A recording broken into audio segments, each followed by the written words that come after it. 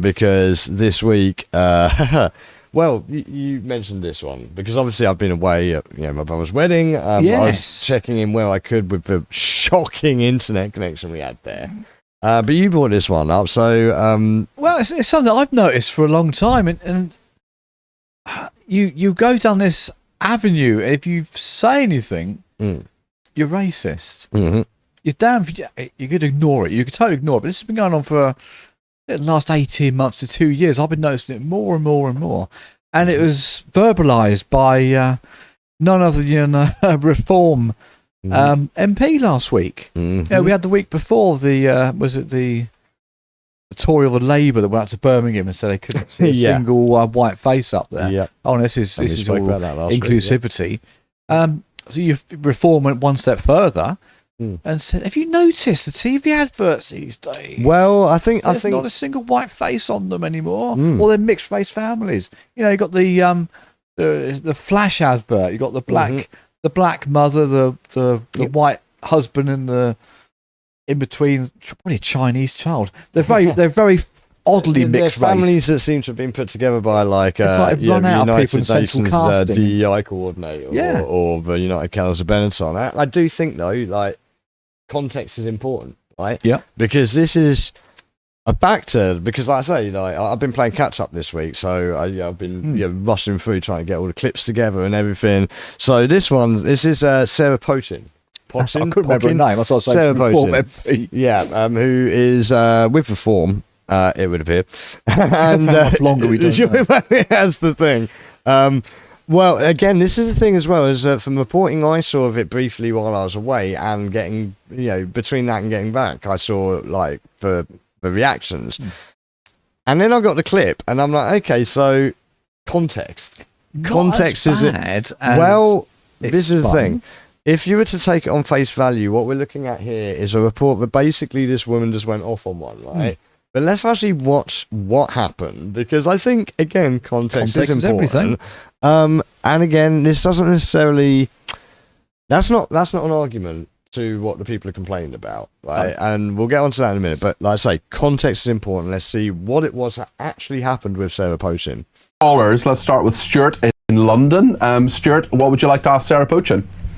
Yeah, good morning, Sarah. Good morning, Peter. Morning. A bit left field, this one, but I think it's creepingly important. Would Reform do anything to look at the representation of the demographics of TV and public advertising? Because so let me pause straight away. He did bring that up. Thank you. That was my very first thing that clocked the minute I started this. I was like, wait, hold on a second. This is a cool. Where has she said this? Where has she done a public statement saying, I'm sick of the state of the TV advertising? Yep. It's very easy to cherry pick stuff, right? And even with the smallest clip either side of a trim, either side of something, you can completely recontextualize it, like you were saying last week. And admittedly, we do it as well in the interest of brevity, but we do try to explain where we've made those clips and whatever. And even in the post edits, the shortening bits, we're not trying to clip out anything that's actually relevant. It's more like just where I'm fiddling around, messing around with the cameras or doing something. Yeah, exactly, frequently. So there we go, straight away. This is actually a question from ostensibly a member of the public. And again, I'm going to extend to say this, right?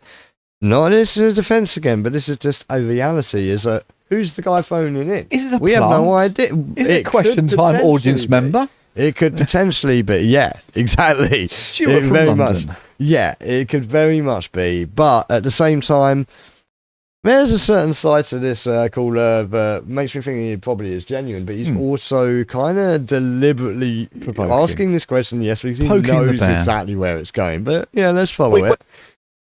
We're getting to the point now where adverts don't represent what this country looks like, and actually positive demonisation of white people, just portrayed as criminals or inadequate when they're not portrayed anywhere else. Now, the reason why this is important, we got a case of art imitates life, because we're getting to the point where a number of my friends think that we're being discriminated like in employment markets because white men are seen as useless and whatever and just invisible. And there's one financial institution which coincidentally uses this one I like. Strikingly similar image of Nigel in their advertising for an incompetent, useless, arrogant white male.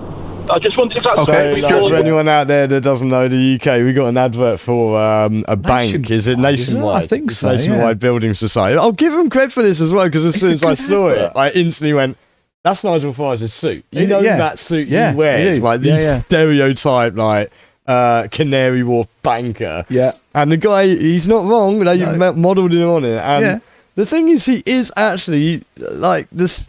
Like we say so often, stereotypes exist for a reason, and I'll freely say as well is that stereotypes exist in all directions. So, I mean, if you're going to accept one set, you got to accept the other, and I'm going to happily accept the white stereotype. Could they stereotype in whatever fashion a bloke in dreadlocks smoking weed and saying that's a generalisation of someone that works down the market in Camden or something? Father Ted.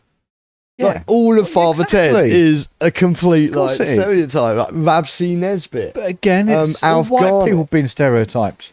This is one of the things. Is like, if you go back, this is often the case, and you go back, it's like things haven't actually been the way people reflect on them. And I say, I'll just mention a bunch of shows there that, absolutely pander to the white stereotype, the British stereotype. Exactly. Victor Meldrew, the grumpy old white man. Yeah. What was it? El Dorado. Oh my God! The token woman in the wheelchair in El Dorado. What was she doing in there? That show. I didn't see a single Spaniard in El Dorado. That show was by Verity Lambert. You know what else? Yes. Doctor Who. Yes. Unbelievable. We digress. Yes, but here we go. Massively. Okay, Stuart, stay where you are. Sarah, what do you think of what Stuart's saying? What would Reform UK do about it, if anything? I think Stuart's absolutely right.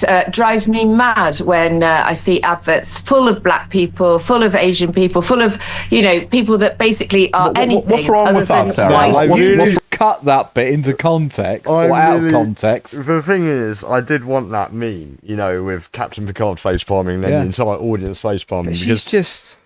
Your choice of words. She's giving that soundbite. Yeah, that choice of words, though. Yeah. That choice of words. And the thing is, I'm pretty sure she's not trying deliberately to use that particular sequence of words, but it came out. The thing is, though, isn't that refreshing? You get on Question Time. I hate to mention I can't stand Question Time, but you get on there, they ask a question. Well, I'll make one thing perfectly clear, and they don't. Yeah. Go around the subject completely. No, answer the sodding question. Yeah. And she's hit it. She's hit that head on. Cack-handedly, admittedly. Yeah. It's not the diplomatic way to answer, but she's kind of directly hitting. But the thing is, as well, I mean, we'll watch a bit more, but she's chuck herself under the bus completely. Wrong with that. Well, it doesn't reflect our society, and I feel that your average white person, average white family is like I agree with you, Stuart, not represented anymore in TV. There are lots of white people on television, Sarah, or they're not. There are lots of white people. There are lots of white men. There are lots of white women. We're talking about adverts, and how many times do you look at a TV advert and you think there's not a single white person on it? And actually, it is. To be fair, that's not the first thing that comes onto my mind. Like, whenever adverts come on, my first point is to just turn them off anyway. What the hell do not give a flying F about any of your adverts, right? But I mean, again.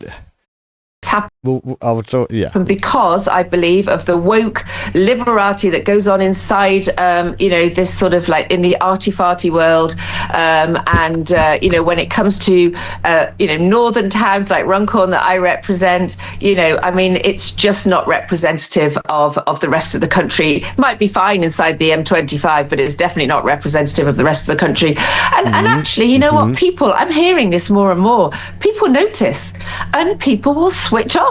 That's what don't notice. BBC. It's dangerous. You're not allowed to notice things, people. Who watches Newsnight anymore? Nobody. Well, their ratings have gone up actually at Newsnight, Sarah, but it's an interesting one. Listen, thank you. My point. Yeah. Stuart, quick response from you. Yeah, I just think that it's not a flippant issue. I'm not saying Sarah said it was flippant or you are, but it's a question of this is going seriously in society where white people and particularly white men are being demonised and I think discriminated against. Okay, I agree, and I agree. It happens in the jobs market as well. I totally agree. Very quickly. So there you go. There's Sarah Pochin. And that's so.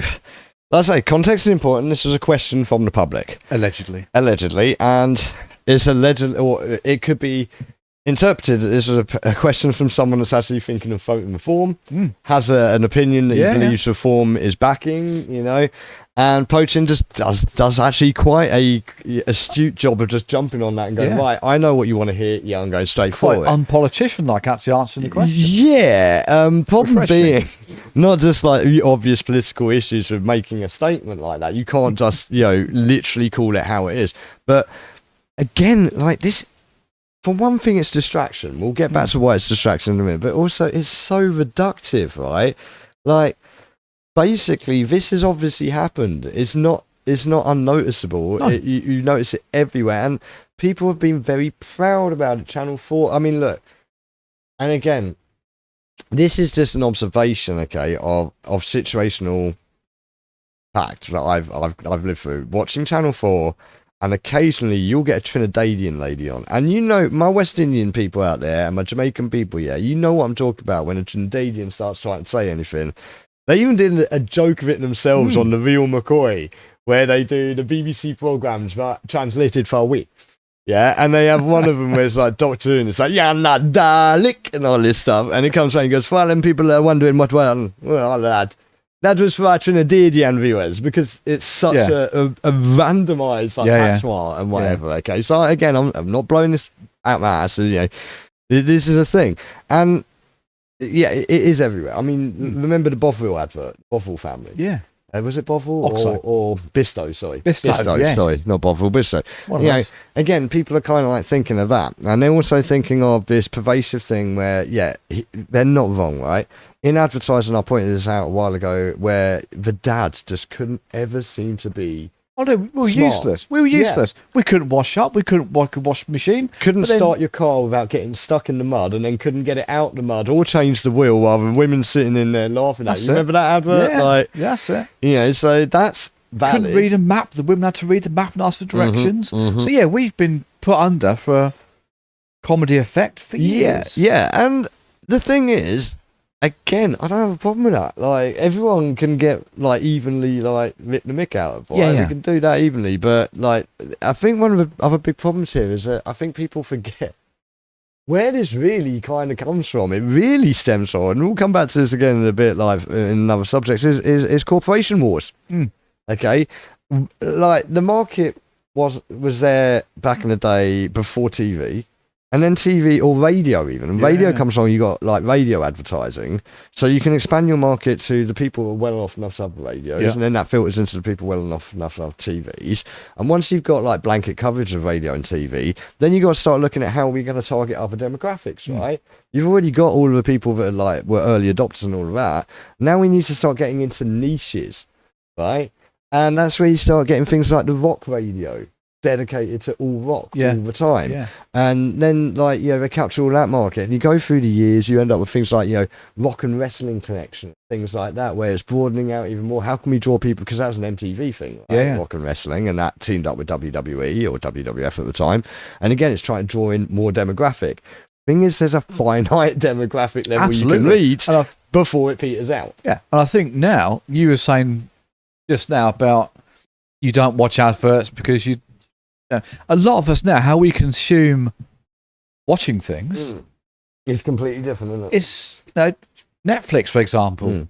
You get probably one token advert for Volvo, who are sponsoring the show. And that's it. Because we don't watch adverts. So probably, rightly or wrongly, the demographic now is the people that don't watch Netflix, don't watch box sets, are probably the older people. Like, sit down and watch Corrie Street past 7. Again, this is where a lot of the DEI and woke has come from, right? Is that corporations need to be selling to ever slimmer margins, right? Look, one could argue, funk, soul, hip hop, rap, targeting the black market, right? And by black market, I mean obviously, people of Afro-Caribbean descent, like not as in underground marketing, but again, although over there, and we will get back to that later as well, because again, that links in because. That whole market has been controlled. Anyone knows anything about Motown, the history of funk, soul, hip hop, rap, P. Diddy, any of that, we'll be tying that back in a little bit later. But this is what I mean. Like, this is where this stuff has inherently come from. Is actually trying. Now we've got that market, we need to target the next market, and that's where all of the massive explosion in like ever more finite groups in gaming and films is, where a lot of people are complaining about the wokeness. Woke is kind of like, this fits into that bracket. Totally. It's basically trying to appeal to ever slimmer groups of people, where now you've got movies that are entirely dedicated to, for example, you know, the trans market, right? That, again, these things can exist. Look, Pink Flamingos exists, right? That Roger Waters film, is it? Yeah. And I've seen that, you know, and it exists. It probably shouldn't, but it does. A lot of things shouldn't exist. Like, you know, fair enough. You know, but it shouldn't become the mainstream when literally 99% of people, and I mean, actually, in the case of Pink Flamingos, 110% of people do not want to see that film, right? But they're still that's the problem. They're still forcing that. You've got to watch when you again talk about going to Netflix and box sets and some of the series. The warnings up the top of the screen now. Yeah. Drug misuse, mild swearing, smoking. Before, you're going to have the whole screen littered with these words in case they might offend somebody. Yeah. So a dog runs out in front of a carpet, put that on there. Peril for a dog. Yeah. What? So I think like this particular situation here, and sorry to blow anyone's bubble, I thought I was going to go on the next rant about this, but no, I mean, to be honest, I think this is a non-issue. I think this is a distraction. Yeah. And I think this is a big distraction. We've got nothing else to moan about. Well, no, we got plenty to moan about. We have. That's the thing. That's where the distraction comes in, because meanwhile, right, while that's going on, and seriously, people lost their cookies over this, man. Like Starmer was talking about it. Sarah herself had to post a retraction, an apology for it. Zia Youssef has clearly been in and said, look, absolutely not. Yeah. And again, this comes back to what I keep saying to people: reform are not the way, and I would wager advance are not the way either. These are all still the same politicians of varying degrees, and they're still going to play these games. They're going to go, here's what you want to hear. Oh no, we got in trouble for that. Retract it. We'll deport everyone. Like, I mean, like, did you see that Irish guy that was like bloody quoting Hitler? And like talk about how reform aren't going far enough, and I'm like, again, this is where I was saying, the window is getting pushed further and further and further because no one's trying to keep it to the rational, freaking logical centre.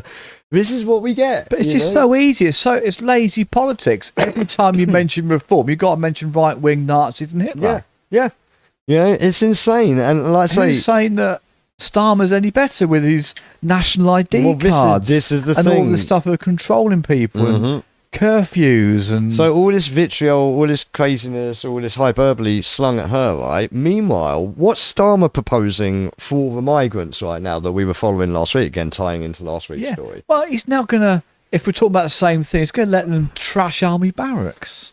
So like, which, if you've ever been involved with army families, when the family enters and leaves that accommodation, no word of a lie, someone goes around with a white glove and checks top of the door frames and checks everything is tied down, painted back to being white again, clean, sparkly, brand new, and if not, you get a major bollocking. Is this going to happen when the migrants? I mean, apparently they've already done this and it didn't work out and they shut it down. But this week, and again, I had time to grab this. Costs even more money. Starmer is out there saying and announcing up to 900 of them are to be moved into a disused military base in East Sussex, right?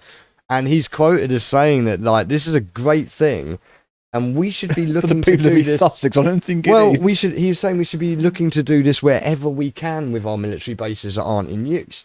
And again, I was like, after the Bell Hotel thing, right, where there was that alleged imagery coming out on Instagram from the guy in the hotel who allegedly had weaponry, right?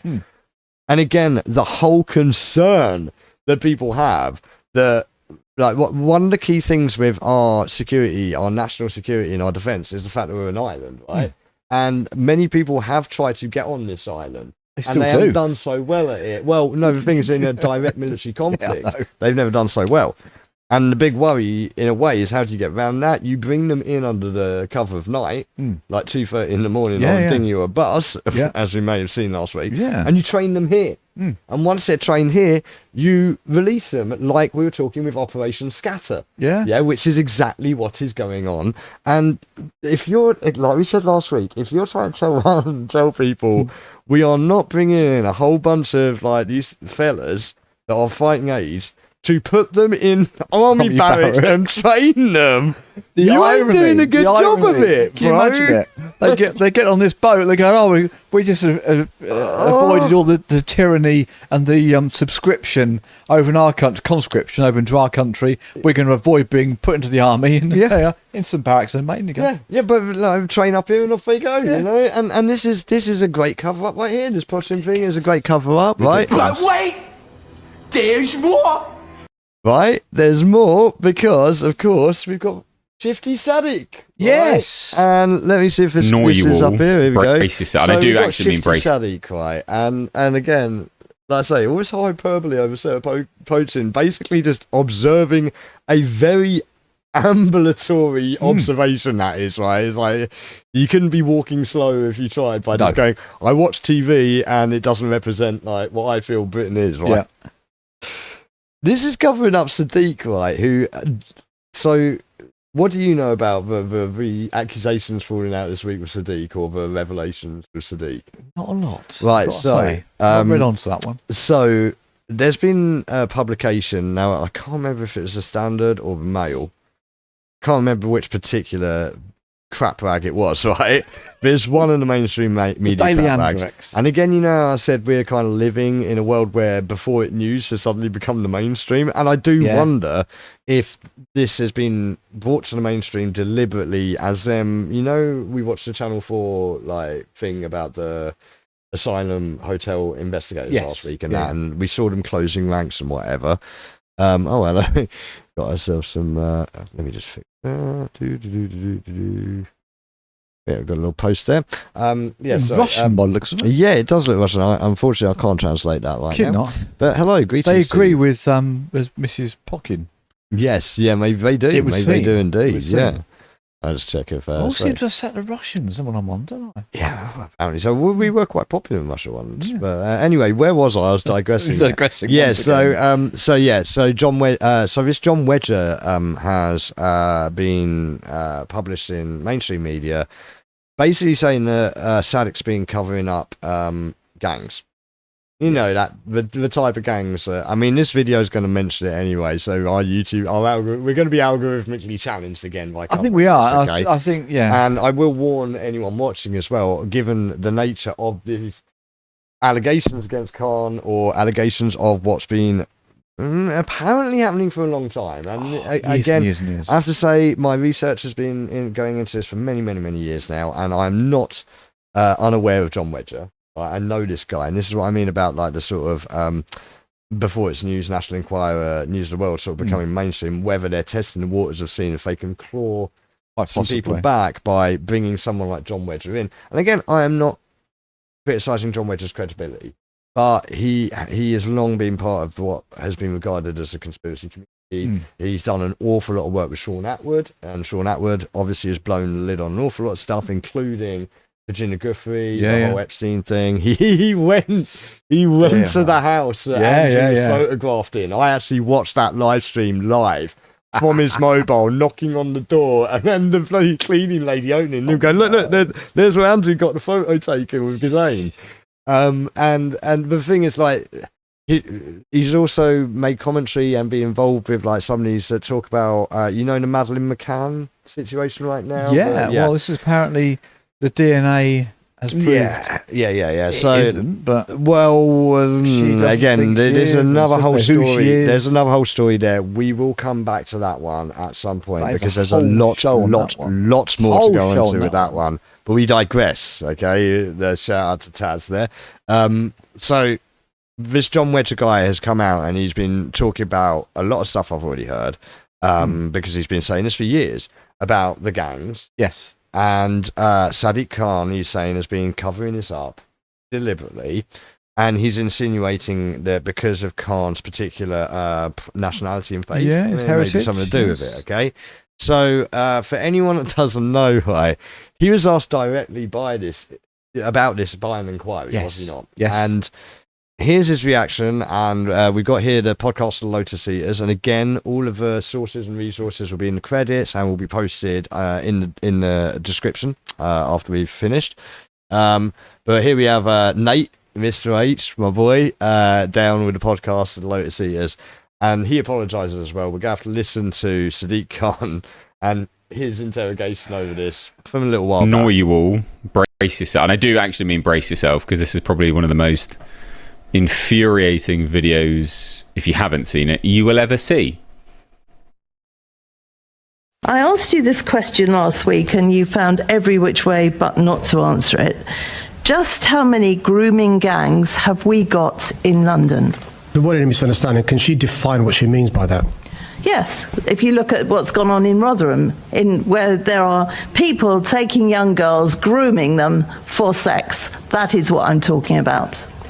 We know in London there are issues about... She couldn't have made it any clearer, could she? Of young that question. She'll try. People, but they're not as defined by the member in her definition of what those types of gangs are. So are you saying we haven't got the same sort of gangs that are in Rotherham, Bradford and lots of other places in the country? Just for what's a misunderstanding, what does she mean by that? You know full well what I mean by that. It's all over the television. You know exactly what I mean by that. These gangs of people that are grooming young girls for sex. Do we actually have those in London? I'm unclear, Chair, what is meant by the question. If you could spell it out, I can answer. I've just spelled it out. You're not listening. It's the sort of gangs that groom young girls at a young age for sex. Exactly how much clearer do you want me to be? Okay. Do you want me to show you a picture? And again, this is what I mean. It would be like my mum used to say. You'd argue the moon's the sun, or it's what? It just. How can you not be held for obstruction of justice or I suppose this isn't a trial, but you know, surely there's got to be some sort of retribution for a dude that's there. If she was trying to be delicate about a situation, but she wasn't. Well, she did try to be delicate, and he just took the piss. These are basically without saying the people and then ethnicity and their background and surroundings and whatever. Pretty much, these are men. I use the word men very loosely. Exactly, that are befriending underage girls for the benefit of raping them. Yeah. Essentially. You can't make it any clearer than that, surely. He literally said, though, can you spell it out for me? He actually said that. Can you spell it out for me? And he shouldn't be doing what he's doing. Do you know, if I had ever been, on trial in court or under investigation by the police for any reason, which thankfully I haven't, right? Because I'm a good boy. But can you imagine if that's the answer I get? Yeah. I mean, it gets to the point where I wouldn't blame them to just leave me in the room like Dragnet with Tom Hanks to just smash my nuts in the drawer for 20 minutes until I actually give a bloody answer, right? Him being in court and ask the question in court under oath. That's kind of what you need, though, and he just fannies around. Did you see the murder? Well, sorry, can you define what you mean by did I see the murder? Yeah. Yes. Did your eyes, and go through what your eyes do, They retain the image. Well, it depends on your definition of the ocular nerve. Oh, yes, you see, can we define the ocular detail? Nerve? And I mean, my mum used to say to me, "I'd make a great lawyer." Because that's the sort of shit I used to do when I was in trouble when I was a kid. I'd wangle around in the most ridiculous way. For the mate, I can pretzel anything into complete a point where they give up. And it actually, again, it reminds me. Do you remember that Jam episode, Blue Jam by Chris Morris? It was a series of shorts. And one of them is where they run this rental service for stupid people.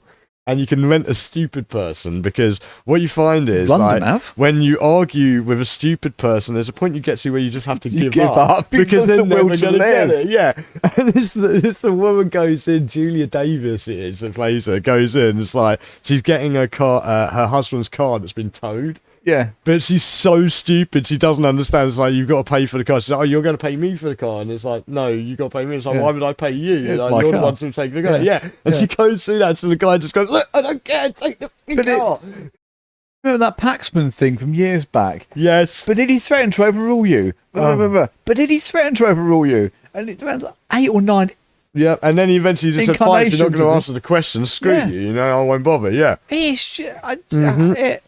So that dude, that's just, and as you can see from the Lotus Eaters, it is an inquiry. And Mr. H says, his face says it all just like you're that. You're never going to get to the bottom of this when we've got tools like this in charge. Yeah, well, the thing is, right, like, they've had a follow-up because he was supposed to...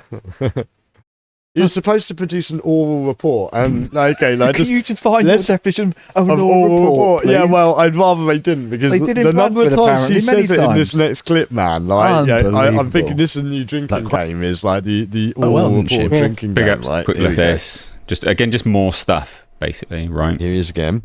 The oral follow-up. I think many of us wanted to hear the oral update on rape gangs, because the Mayor has refused to answer questions on the rape gangs on numerous occasions, and I'm sure every one of us wanted to hear his update. So, Mr. Mayor, are you not able to give us an oral update on the rape gangs in London? We've had this conversation. I can't make the Mayor do something that he doesn't want to do. This isn't right. You were asked by a member for an oral update on rape gangs. You never seem to want to talk about rape gangs. If you were asked for an oral update, why can't you just give an oral update and then the clock starts going after that? Because many people wonder why we don't ask additional questions, and it's because we're on the clock. I will ask a question then. Do you believe, Mr. Mayor, that there are grooming gangs now in London? So, Chair, in London, the vast majority of what we're dealing with is county lines, which involves organised criminal networks moving illegal drugs. Mr. Mayor, can I stop you? This is the answer you keep giving me. I heard what you were saying, and it'd be entirely remiss for me not to hit you in the head with this baseball bat. Just the bloody question. Just answer the Jesus. Know what a grooming gang is now. Even you must have picked up on what a rape gang is. Perhaps if I put it that way, you'll understand more. Does London have rape gangs in it? Yes or in it? No? In it, bruv. In it, bruv. Does it? Like, say, unbelievable. Really, right? So, from that, what, for all intents and purposes, with the reporting and mainstream media, with Sadiq Khan's own commentary, what can you ascertain? That there aren't any. Really, right? No. London is a safe place. I would be happy if I had a daughter to let her wander through uninhibited through London anytime, day or night, and she'd be safe as houses. I think someone should tell the Met Police that, because take a look at this. Because the Metropolitan Police are now reopening not 10 cases. Not 100, not even 1,000 cases, even though that would be obviously astronomically high. One is one too many. They're reviewing and reopening 9,000 grooming gang cases. Oh, damn it, I've got a Dragon Ball Z quote. Over 9,000! I'll put that in the edit. But damn. 1,000. Just very quickly to interject, just for anyone who might not know, Met Police just means London Police. Yeah. That's just London. Just London. Also, super important point, it is under the Mayor's purview, the Metropolitan Police. He is the chief of the Metropolitan Police. Basically, right? That's his purview. He runs them. I mean, it's one of the many hats that the Mayor, sits above. He's like the commissioner for all police or something, isn't it? Something like that. Yeah, police and crimes commissioner.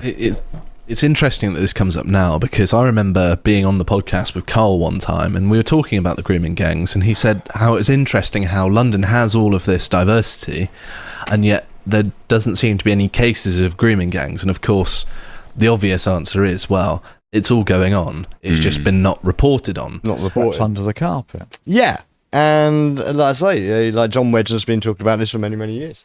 There's been all sorts of things over the years, incidental things. There's like the Northwest London situation with kids there at a school and a particular family involved. And oh my God, like, again, the problem is, even talking about it here, discussing it here, algorithmically challenged. It's gonna, it's not gonna get around as much. Now, it is mind-boggling though that these things can just float around in the ether like this. Yeah. What is everyone talking about? We're talking about freaking Sarah Pochin. Yeah.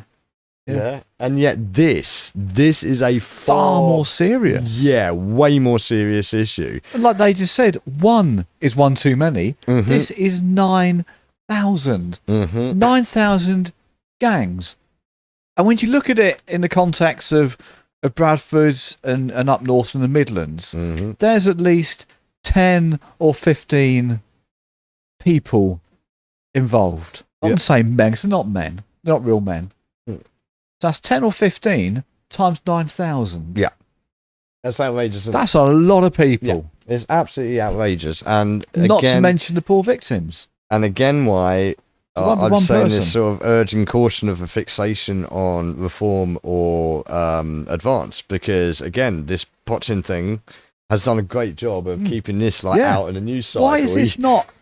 Well, you sent me that picture of Sadiq Khan on the side of a London bus, so his name on a London bus yesterday. And again, like seriously, people, like he this needs to be under a bloody bus, not on the face of one. These are the issues that should be at the front, and that's what I mean. These parties are doing a great job of helping obfuscate the deeper problems with Labour, because this isn't like this isn't just a Labour thing. It runs across all the parties. It does, but there's no opposition against it. Going back to when the Tories were in power. If they made, and God love him, he made so many gaffes, Boris Johnson. But if he had a minister, he probably did, that cocked up as much as Khan, Labour would be all over that. And look at the number. They'd rip him a new one. Look at the number of people who are involved with PIE. Yeah, with the information exchange, right? And like one of them ended up PM, right? Theresa May. Yeah, she was involved, right? So, and also the Crays had beef on weird stuff like this happening with the kiddies way back when the Crays were rolling, bring back the flipping Crays. Let them run the bloody mayor. We'll get to that later. Funnily enough, but yeah. I mean, like this is the thing, and they're gonna, one last little point on this, like they're gonna raise here is like I say, this is great distraction tactic, because they're gonna mention a little bit about the demographics. So London, Susan Hall, this is the individual councillor Susan Hall who has been doing all those. Oh wait, actually, before we get onto the voting demographics, this is the woman who was trying to question him. Poor woman, right? And here's her response to what has been going on with Sadiq and the way this is being handled. And I think this is very important, because, like I say, she's trying to get to the bottom of this as best she bloody can. Never happened. Questions that I sort of started with, and this is just her statement as well. This is very, very recent, October 25th. Time of recording, so we'll just watch this. Firstly, I'd like to thank so many of you who've been kind enough to watch the videos of me questioning the mayor and the deputy mayor about rape gangs in London. You all saw that the mayor says, I don't know what she's talking about. What does she mean? Well, all of you knew what I meant, and I suspect he did. But trying to get information out of him and the Metropolitan Police, and definitely the Deputy Mayor, has been so difficult. But we now see that the Met are investigating 9,000 cases of grooming gangs, or rape gangs as I call them. 9,000. So from going in January, when I first started all these questions, when he said he didn't know what I mean, we're now seeing that they're admitting to at least 9,000 cases. I'm not surprised, because so many very brave victims or survivors have actually contacted me, telling me their terrible stories. So at least it's out there, and now they admit to it. But why did it take so long? Sadiq Khan is the Police and Crime Commissioner. He's the Mayor of London. What a damn disgrace he is. He is not worthy of that position. Disband London Mayor. Yeah. Completely. We got on fine without it. Get rid of it. We don't need. Absolutely right. I mean, I lived in London before the GLC, right? And any of this London Authority or mayorship stuff. Bring back King Livingstone. With his nukes. This is the thing. Like, at no point would I ever go bring back Ken Livingstone, because that guy, like, again, he was a nutter, mate. But in comparison to this. Holy moly. But again, this stuff been going on during that time when Ken Livingstone came in. Like it was going on then as well. This is such an ingrained thing across the board as well. But just to finish up on this point quickly and move on to our next segment, like we're breaking down like the voting demographics of London, and I think that might give you an idea as to why this is the situation. Right? Let's have a look at London's voting record as well, just to sort of indicate potentially why they're keeping this stumm, shall we? Ha! There you go. For those that are just listening, that's a map. Yeah, that's pretty categorical, right? It's pretty like much mostly red, right? Yeah. It's like absolutely a stronghold in the whole UK. It's a bit red. It's a massive Labour stronghold. Yeah. In fact, it's the only real place left, it looks like, where Labour can rely on any sort of safe seats. Well, there are the odd other places here or there, but yeah, this is where they'll get the majority of their MPs from next time, probably, I would have thought. Classic West London there, Lib Dems, really rich area. Yeah. We'll just wait. Yeah. Just wait, because that Operation Scatter, that'll get you as well. So this is important, the voting makeup, for when we watch this. I know you got some issues. Operation Scatter. Yeah. West London, right? Yeah. And it's really interesting, isn't it? Because what did I mention last week? Absolutely. Hang on, so West London. Yeah. If you want to go back, check out last week's episode, or which particular segment was it? It was the mainstream segment 1, I think. I think it was.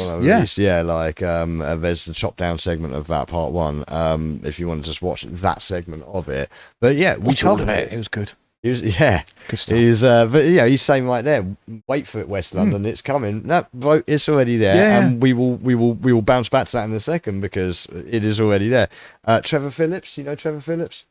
So, I mean, I don't know how many people are going to be super interested in this, but I think he actually brings up again.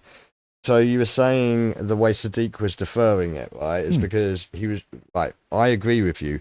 I think he was trying to push her to make a statement linking what Trevor Phillips is about to link here. Yeah. And I'm going to let him do it. Again, algorithm, but also I just think, it's probably more appropriate for him to make it, given his background and history as well. So let's just hear what Trevor Phillips has to say. Trevor Phillips here and there.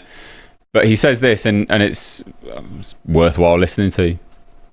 What's coming together here is a really horrid combination that nobody really ever wants to talk about, which is the intersection of race and sexual predation. And, let's be honest that actually a lot of this is bringing those two things together in an unpleasant way. The issue about the grooming gangs inquiry is very straightforward. The government clearly never wanted these two things to be put together. The one thing we didn't want to happen. The reason for not wanting those two things to be put together is that much of this took place in areas which are run by local Labour councils, and that the authorities who ought to be watching over this, stopping it, monitoring it, and all of the rest of it, were controlled by those councils, and they did nothing. As I make the point I make in my piece, I'll just stop it there. We don't really need to listen to the rest of it. I just thought the map plus what he says, which is patently obvious and true. It's particularly significant coming from a former Blair minister as well. Of course, he himself represented the Labour Party, and him saying, listen, this happened under the Labour Party. Wasn't he on various commissions and bodies that talked about systemic racism all through Britain? White on brown systemic racism. So wasn't Peter Manson your best man, Trevor?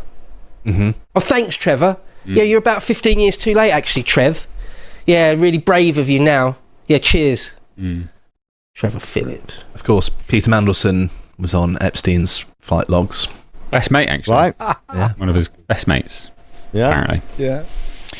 He thought it was a lovely chap, didn't he? He couldn't speak highly enough of him. Yeah, okay. So, hold on. We're back there again, aren't we? We are. We're back there again. It does go around the big circle. I don't know how I keep finding all this stuff, but just keeps leading back down the same path, right? It does. And Nate's not wrong, right? Nate's not wrong there, Mr. H, with West London, like we said, because we did the house overview last week. Well, what's happened in the last, 24 hours, 48 hours in Uxbridge? Yeah. Literally 10 minutes up the road from Hounslow, dog walker stabbed. 45, 49-year-old dog walker just stabbed in the street, right? Turns out to be an Afghan immigrant. No. Right? You wouldn't have guessed it, No, right? you wouldn't And have. as soon as I bloody saw that, as I was putting this together, I also obviously thought of last week, I thought of what we were going to cover, and what we also played. So I'll just play it one more time, just so you'll get it. Bloody asylum seekers. Can't bloody move for them in Essex. Yeah, well, the same down our way. Trip over bloody Afghans and Kurds in London. I think there's more in Essex. Nah. London. Essex. London. Essex. London. Essex. London. Essex.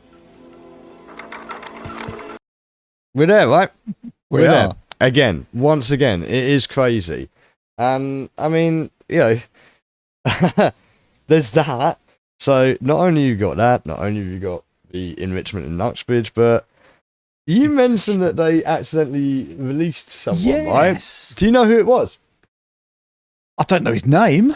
Because, again, it ties us up beautifully for this segment.